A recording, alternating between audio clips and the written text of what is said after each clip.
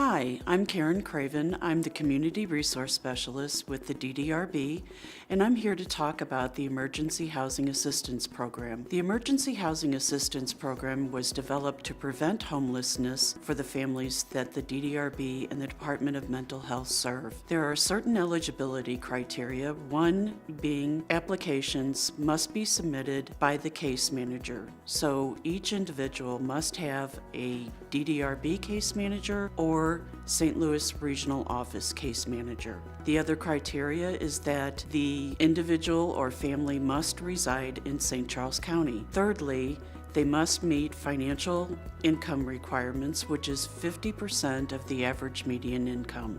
We will go over the form and highlight specific areas. The first page of the form has general information. It is your name, your Department of Mental Health number, and other identifying information. Further down, of course, you have the address of the person residing and requesting this emergency housing assistance. And then it also lists the specific circumstances that cause this emergency. Some examples can be a medical expense that put the family behind or in arrears on their living expenses. Another is a loss of job. Those are the specific circumstances that we are needing in order to process the request.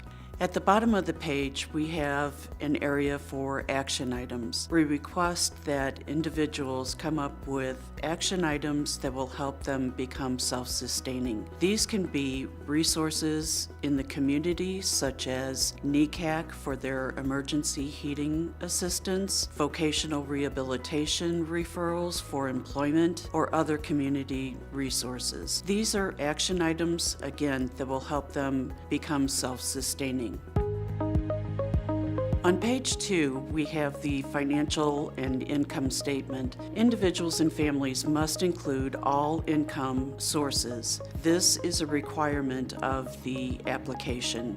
Sources of income are then totaled up on the right-hand column for a monthly amount. For individuals who have lost a job or has not had a regular income, we want a total amount for the past 6 months. That amount is then multiplied by 2 to equal a 12-month total. That total must be within the 50% of the average median income in order for them to be eligible. Individuals also can take deductions for their family members and individuals. The deductions for family members would be for dependents, and that is $480 total. The other deduction is for qualified individuals, indicating that they are an individual with a developmental disability, and for each dependent with a developmental disability, the family member can deduct $480. Those deductions are totaled under the annual total income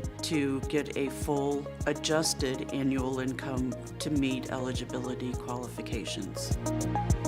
The third page indicates the type of assistance the individual or family is requesting. The DDRB will cover rent, mortgage, utilities, and moving expenses. The utilities must have a disconnect notice in order to receive assistance. There is an exception to the disconnect order for individuals who are in ILA or living independently. We do look at those case-by-case basis, especially when it comes to rent or utility assistance. Individuals and families are eligible for a lifetime amount of $3,600 and fiscally an amount of $1,200. This is accrued. So if a family only needs $250 for a utility expense, they would still have that remaining amount up to $1,200 per fiscal year, and it comes from their total amount of $3,600.